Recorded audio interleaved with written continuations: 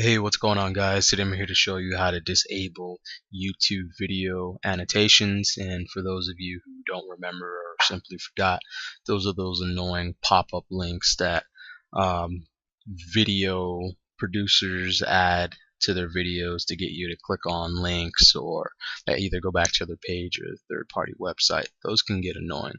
But anyway, once you get yourself logged into your YouTube account, go ahead and click on your avatar, make your way to settings, and then go ahead and click on playback and performance. This is where you control the annotations and in-video notifications, of which you should see a category for.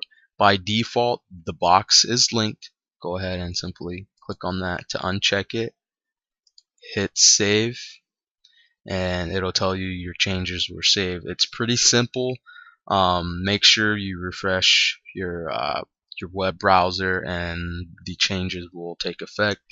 Those annoying link pop-ups that appear in the video, with the exception of video ads, will no longer be clickable options, and they won't inhibit your ability to freely click on the video.